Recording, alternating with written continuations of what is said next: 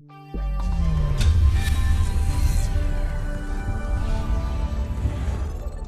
study materials for CCNA security certification. So it's going to be this class, of course. We highly recommend this class. It's going to be focused on theory and examples. Now, our focus in here at INE is not only to, of course, show you the methodology to learn, but also show you, of course, technologies, but mostly show you how things lively work. Because from a book you don't get that knowledge. From a book you just read something and you don't see how things work lively. From certain other videos of vendors, they cover the topics, from a high level point of view. They don't get to a bit of detail to try to give you more than what a regular book does. So the scope of any of our classes, and especially my classes, alongside other scopes, one of the scopes is basically to give you more input than is actually technically required at that level. So you see a different approach of learning and a different level of the technologies as opposed to other sources in there. So there's this class which is focused on technology. It is called the Security Technologies course. It's focused on how things work and also live examples of the ones that we can test easily. I'm not saying that the ones that are more complicated, we're not going to use it. But as I was saying, we cannot implement a CEM in a CCNA class. It's going to take me like 8 hours to just install the CM, put the sources in the network, install the sources, send traffic in the network, gain some reports, and then show you the results. And it doesn't make sense. It's not doable within a 5 or 4 days class. Then afterwards is going to be the CCNA Security Bootcamp course, which has been done already. It has been recorded likewise, and it has been posted already, as far as I'm aware, in our library, which that's going to be a different overview of the same content we covered this week. That class is called the Bootcamp because it's mainly focused on examples and on implementation. It's going to be in that class is pretty much no slides at all, just configuration examples and theory and drawing. Then of course, because in general, one of the other mistakes that a lot of us do is that we go and let's say I want to start the security track, or you would want to start the data center track, or the collaboration track, or the wireless track, and we jump straight to that track. We jump to the CCNA level of wireless or whatever, or the CCNA level of security.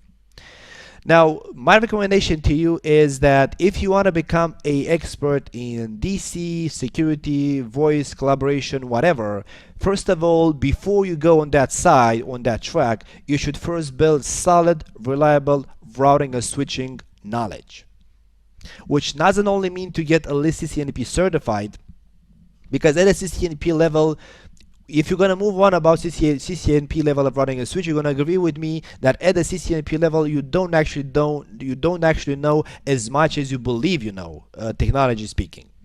So you need to have solid minimum CCNP level knowledge, not only by reading but also practicing, because as also CISCO states in their official courses, is basically security, data center, wireless, collaboration, video, voice. It is services running on top of a routing and switching functional network.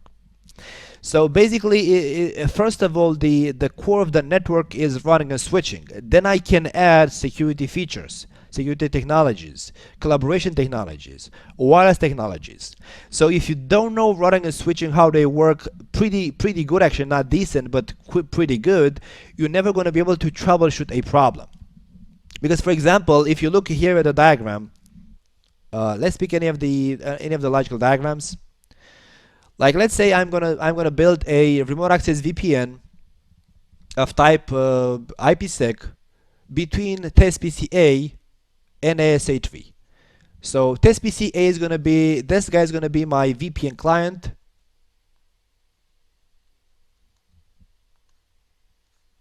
Well, this guy is gonna be my VPN gateway.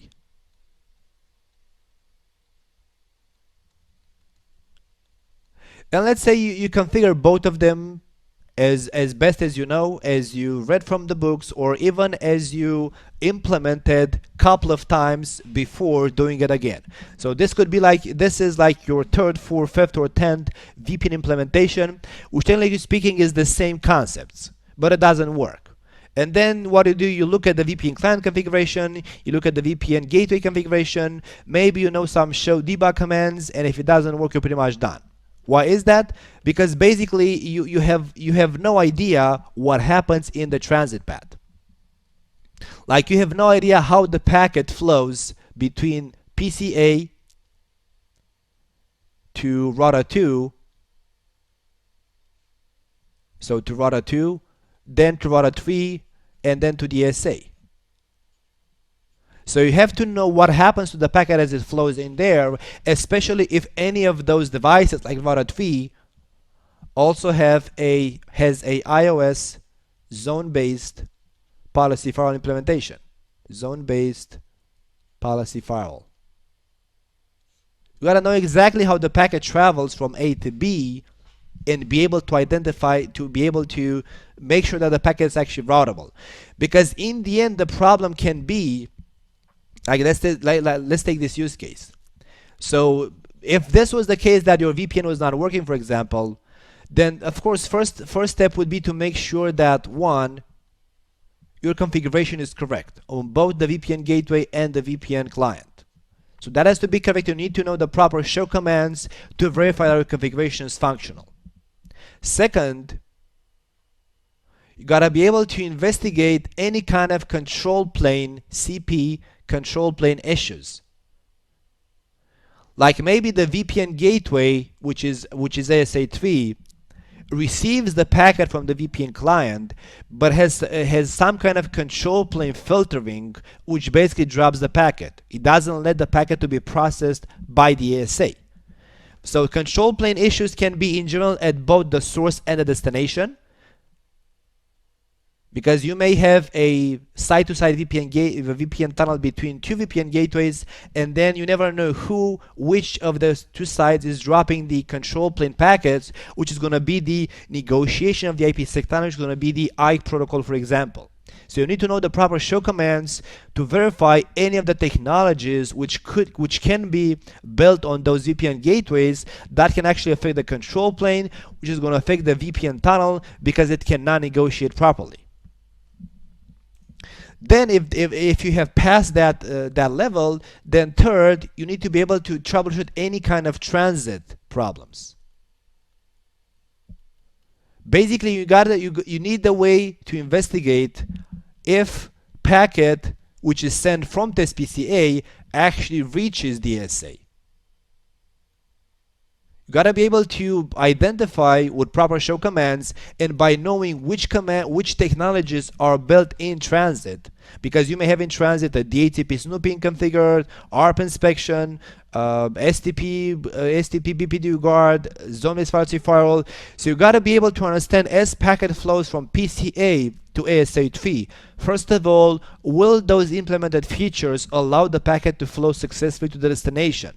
And if yes, do those features affect the packet? Like, because you may have a NAT device in between that's going to change the IP header, which may affect your VPN tunnel negotiation process.